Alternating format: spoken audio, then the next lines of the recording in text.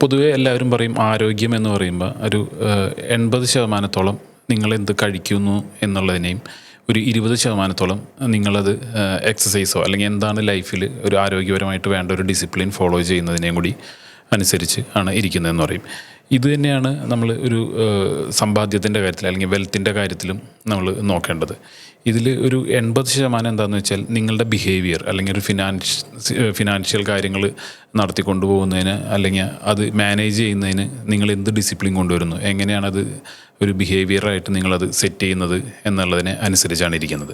പിന്നെ ഒരു 20% എന്ന് പറയുന്നത് അത് പ്യുവർലി മാത്സ് അല്ലെങ്കിൽ കണക്ക് എന്ന് പറയും.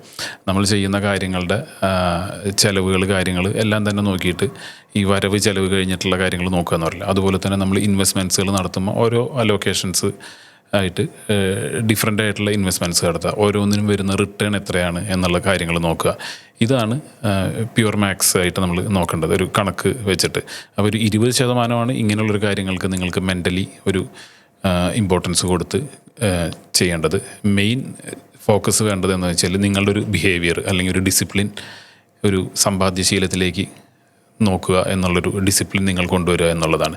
ഇതാണ് മെയിൻലി ഒരു നിങ്ങളിത് നോക്കിക്കഴിഞ്ഞാൽ വലിയ വലിയ കോടീശ്വരന്മാർ ഇവരെല്ലാവരും തന്നെ ചെയ്യുന്ന ഒരു ഡിസിപ്ലിൻ കൊണ്ടുവരിക എന്നുള്ളതാണ്. ഫിനാൻഷ്യൽ ഔട്ട്ലുക്കിലേക്ക് വേണ്ട ഒരു ബിഹേവിയർ സെറ്റ് ചെയ്യുക എന്നുള്ളതാണ്.